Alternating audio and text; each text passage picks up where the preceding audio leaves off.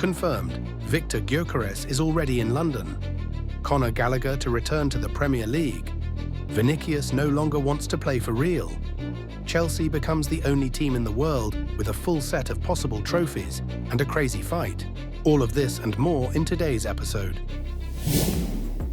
Confirmed, Victor Gyökeres is already in London. Arsenal finalises summer transfer bomb. The Swedish goalscorer has arrived in the English capital, where he has already undergone a medical examination ahead of his move to the Gunners. His agents have finalised the last details of the deal, valued at €63.5 million, plus €10 million in bonuses, and agent commissions were reduced to facilitate an immediate transfer. Gyökeres signs a contract until summer 2030, and his annual salary will be €8.3 million, making him one of the highest-paid strikers at the club. He is expected to receive the number 9 jersey, symbolising Arteta's trust in him as the new attacking leader. This is not just a signing, it's a statement about Arsenal's ambitions, aiming for titles after 2 seasons of contending for first place. Gyökeres scored 97 goals in 102 matches for Sporting, including a hat-trick against Manchester City in the Champions League, and is now ready to lead the Gunners' attack alongside Saka, Martinelli and Odegaard. His physicality, pressing and finishing ability are exactly what Arsenal lacked in key matches. This will be the most expensive transfer of a forward from Portugal to England in recent years, and the second most expensive in Arsenal's history after Declan Rice's move. Friends, what do you think of this Arsenal transfer? Arsenal is not stopping in the transfer market and is finalising another high-profile transfer. This is Valencia's centre-back Christian Mosquera. The 21-year-old clearly communicated to the club's management that he will not sign a new contract and intends to move to Arsenal. According to Football Transfers, personal terms were already agreed several weeks ago, and a new round of negotiations between the clubs is scheduled for next week. After the Bats rejected the Gunners' first offer of €14 million, Arsenal increased their bid to 21 to €22 million, which is close to the amount of Mosquera's release clause. His agreement with Valencia is valid until 2026, but the club could not persuade the player to extend it. Mosquera wants to play in the Premier League under Arteta, who sees him as the future successor to Saliba and Gabriel. Last season, he played 89 matches for Valencia, becoming a key defensive player, and also helped the Spain U21 national team reach the European Championship quarter-finals. Sky Sports analysts call him the second most promising centre-back in the world under 21, right after Pau Cubarsí from Barcelona. Chelsea has officially become the first club in the world to win absolutely all possible tournaments, both at the national and international levels. The historic triumph in the new Club World Cup format concluded with a 3-0 victory over PSG, and along with the trophy, the Blues received a record $129.5 million in prize money. This is the largest financial bonus in the club's history, which includes victories at every stage of the tournament, participation, bonuses for the group stage, playoffs, and the final. This trophy was the last piece in Chelsea's collection, which already includes 6 English championships, 8 FA Cups, 5 League Cups, 4 Super Cups, 2 Champions Leagues, 2 Europa Leagues, 2 Cup Winners' Cups, 2 UEFA Super Cups, the Conference League, and a victory in the old Club World Cup format. But it is the new format, with 32 teams, 7 matches to the final, and victory over the best clubs in the world, that made this title unique. Now Chelsea has a trophy that no one else currently possesses. This is not just a victory, it is the completion of a football collection that makes Chelsea the only club with a full set of titles.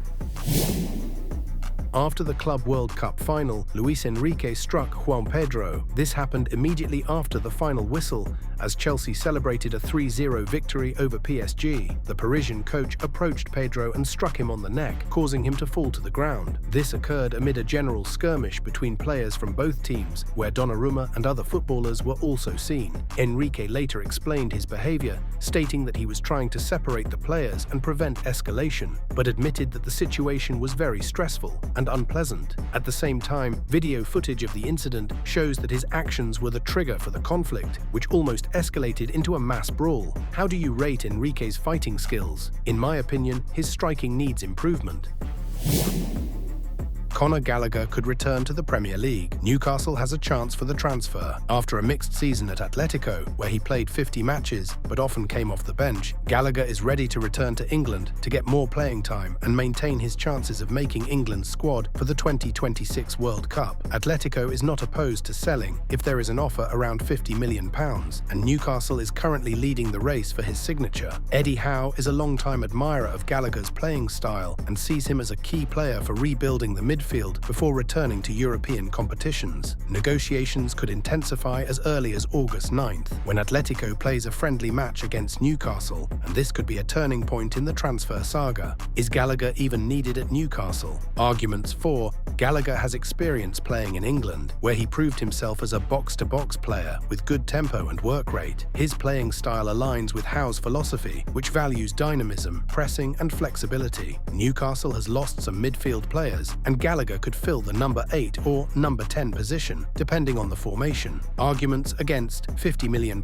is a high risk, especially considering he wasn't a consistent starter at Atletico. Newcastle already has intense players in the midfield: Joelinton, Willock, Gyökeres, and Gallagher may not guarantee a breakthrough. If the club is looking for a creative playmaker or a player with better finishing, Gallagher isn't the most obvious choice, so Gallagher could be useful if Newcastle is looking for energy, squad depth, and a player willing to fight for a place. But if the club wants a significant breakthrough in attack or creativity, £50 million is a risky investment.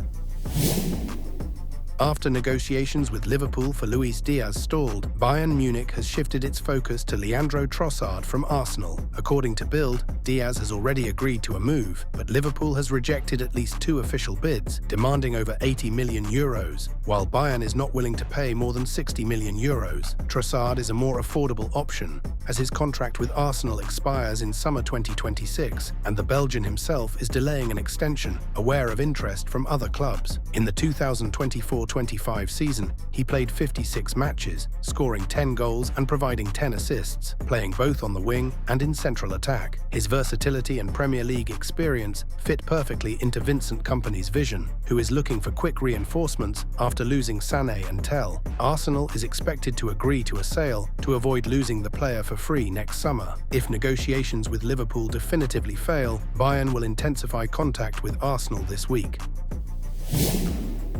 Following Real's devastating 0-4 defeat to PSG in the Club World Cup semi-final, the situation surrounding Vinicius Jr. at Madrid has intensified. Although a contract extension until 2030 was previously reported to be almost agreed upon, negotiations have now stalled, and the player himself is in no hurry to sign a new deal. The reasons are not just financial. According to Football España, Vinicius is dissatisfied with his role in the team, specifically that Xabi Alonso has been using him on the right wing of the attack, where he does not feel comfortable. Furthermore, salary tensions between him and Mbappe are another factor. The Brazilian wants a raise to €20 million per year, which exceeds the French superstar's salary. His contract is valid until 2027, but Real is seeking an extension to avoid the risk of losing the player at a reduced price. Saudi clubs have already expressed interest, and if the situation does not change, the Madrid club could face a dilemma: sell or risk losing him without compensation. Vinicius's behavior on the bench during the defeat, smiling at a 0-3 score, drew criticism from fans and management. It is expected that after returning from vacation, Alonso will have tough conversations with the leaders, and tactical roles in attack will be reviewed. Official: Sam Beukema joins Napoli. Transfer completed. The 26-year-old Dutch centre-back will become a new player for Antonio Conte's team. An agreement with Bologna has been reached for €31 million plus bonuses, and the signing of documents is expected in the coming hours. Beukema's contract with the 𝗗𝗄𝗡 will be valid until summer 2030, and he will become a key element in the defensive rebuild after the losses of Rahmani and Juan Jesus. Last season, Beukema played 47 matches for Bologna in all competitions, including Serie A, the Champions League, and the Coppa Italia, where he helped the club win a trophy. His stability, leadership qualities, and experience playing in 3 defensive schemes fit perfectly into Conte's tactical model. That's it for now. Don't forget to like, subscribe, and share this video. Keep watching for more football action and have a wonderful day.